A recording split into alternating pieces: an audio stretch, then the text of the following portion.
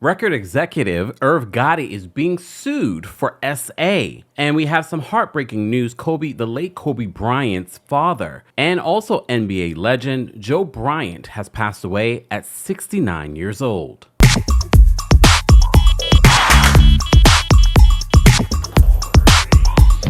Welcome back to the Kempire channel, your number one source for pop culture news and music, entertainment, reality TV, and so much more. As always, be sure to like this video, subscribe to the channel, and hit that notification bell so you never miss out on breaking news when we go live or when we upload. So we got the heartbreaking news just a few hours ago that the late Kobe Bryant's father, who was only 69 years old and helped champion the career of Kobe Bryant and was also an NBA legend in his own right.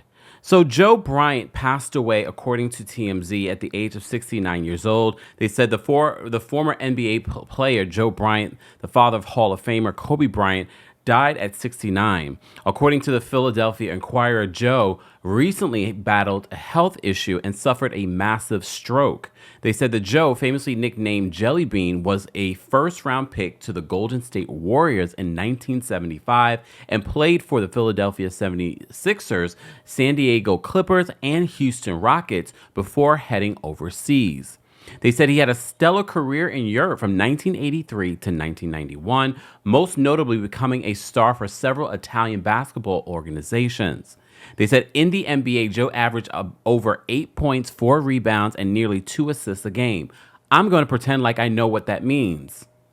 No, but it sounds like he had a really illustrious career, and I have to say, 69 in 2024 feels a little young. Anyone else? They said following his playing career, Joe spent time as a head coach at every level and led the WNBA's Los Angeles Sparks from 2005 to 2007 and in 2011. Joe married Pam Cox in 1975, and they welcomed their son Kobe in 1978, who eventually became one of the greatest athletes to ever lift a basketball. Can you imagine someone that was a legend in his own right, and then to have a son not only achieve what you achieve, but surpass you and be great? Kobe and his daughter Gianna, as you know, as well as 7 others, died in a tragic helicopter accident back in January of 2020. He was just 41 years old. Gianna was just 13. So this is a very sad situation. From the word on the street, rumors, we've heard that the Bryants, both Joe Bryant and both Kobe's parents, have had a tumultuous relationship with Vanessa Bryant after Kobe Bryant's passing. I hope, if anything, something like this brings this family together. I'm sure there's a lot of hurt going around. Speaking of Vanessa Bryant, as I was preparing this video, I saw that she released the statement about a couple of hours ago. In her statement on her Instagram story, Vanessa Bryant says this: "Sending our condolences upon hearing the news of my father-in-law's passing. We hoped things would have been different. Although the times we spent together were few, he was always sweet and nice to be around. Kobe loved him very much. Our prayers go out to the family." I don't know about you guys. Look, there's been a lot of rumors about contention between Kobe's parents and Vanessa Bryant. We don't know the depth of the situation, but even this statement, it gives a little cold. I don't know. I'm reading it, and I read it a couple of times, and I'm thinking to myself, even at the end where she says, although times we spent together were few, he was always sweet and nice to be around. Kobe loved him very much. Remember, Kobe's been married to Vanessa, or was married to Vanessa, at a very young age. So she's been around the Bryants a long time. And look, I'm not saying that Joe Bryant or Kobe's mom were perfect. However, like, this statement just feels a little cold to me. And she says Kobe loved him very much. But I'm the type of person, too. If I didn't love you, I'm not going to say that I did. But I didn't really believe the rumors before. I was like, I think people are just blowing things out of proportion. But this statement felt like this is something that you or I could have posted on our social media, sending our condolences. Not as if you have, children by this man's, like you have a relationship, or maybe you don't have a relationship, but still there's a connection. You still have children that were connected to this family. I don't know. Now I'm starting to believe the rumors, but again, we don't know the dynamics within this family. We don't even know Kobe's relationship with his parents. But this statement, whew, I had to give you the update. May he rest in peace to Joe Bryant.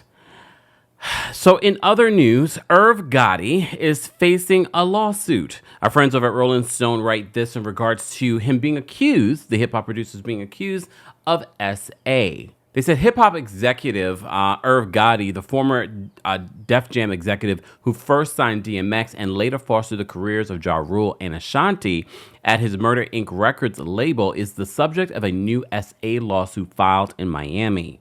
They said Gotti, whose legal name is Irving Domingo Lorenzo, was sued by the Jane Doe accuser on July 11th.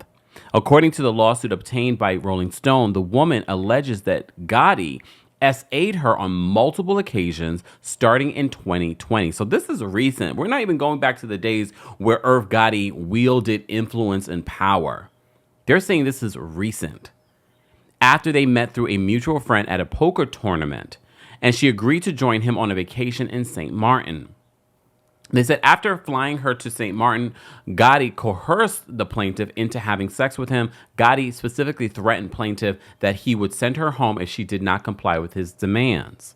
Accordingly, and due to his power and influence in the music world, she complied, the lawsuit states. And I know what you're thinking. He still has power and influence. Well, he still has a name. We're still talking about him when he gets sued. Okay? And if anything, I'm sure he can still kind of throw that name around and people will still do things for him. Is it the same level of a Diddy? Well, I don't know. You guys tell me in the industry. So they continue.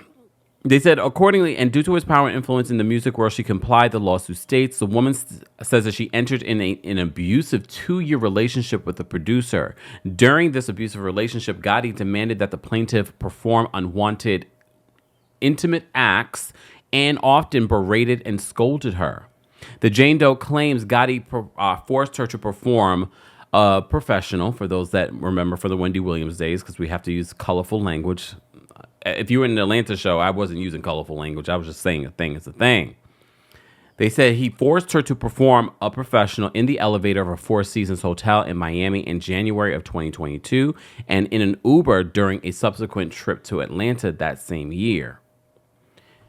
As a result of this sexually abusive relationship, plaintiff has suffered severe emotional and psychological harm for which she has been committed to a psychiatric ward. The woman further alleges that Gotti has been slandering her to his vast social network in and around Los Angeles. Attempts to reach Gotti were not immediately successful. On Tuesday, the woman is seeking compensatory damages to be determined at trial. She suffered a lot. She has, says her attorney, Adriana Alcadi, a former prosecutor in the Special Victims Unit of the Broward County State's Attorney's Office, tells Rolling Stone. With the Me Too movement, women feel a little bit more empowered to speak up and tell their truth. So Gotti, who's 54, has worked with many of the biggest names in rap, including Jay-Z, Kanye West, and Fat Joe. He and his brother were acquitted in a high-profile money laundering case back in 2005. We're just giving you a little background for those that might not know who Irv Gotti is. Gotti has been charged with using his Murder Inc. record label to launder $1 million in drug proceeds for convicted gang leader Kenneth Supreme McGriff. Y'all remember this? This feels like behind the music. They said, who had been facing up to 20 years in prison if convicted, said he was Gotti, who had been facing up to 20 years in prison if convicted, said that he was unfairly targeted due to his friendship with McGriff. He eventually was not. He did not end up serving time for that situation. Here's the thing. So the last time that we even talked about Irv Gotti, we were talking about Irv Gotti and his possible relationship with Ashanti. As you know, Ashanti and Nelly have gotten back together. They're apparently married and are having a baby together. Okay.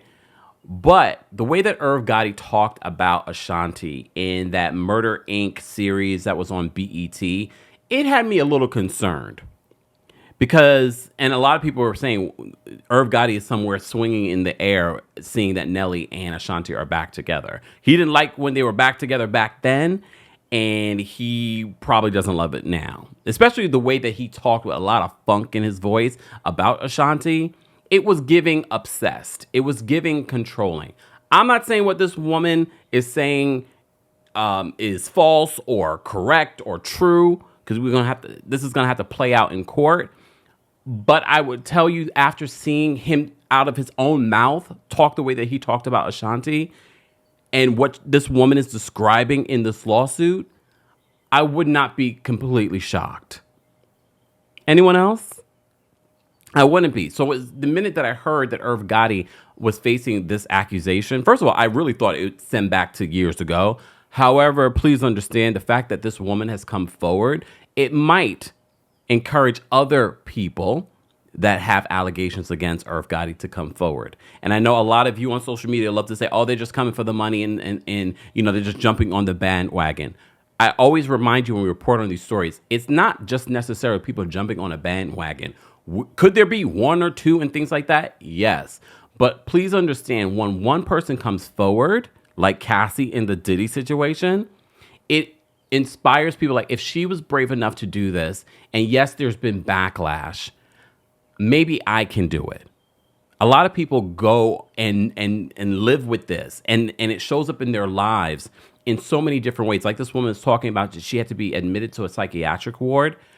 I don't think people realize the trauma that they have gone through in these past abusive relationships until it starts showing up in other ways in their life. And they're like, why do I feel this way? You think it's one thing.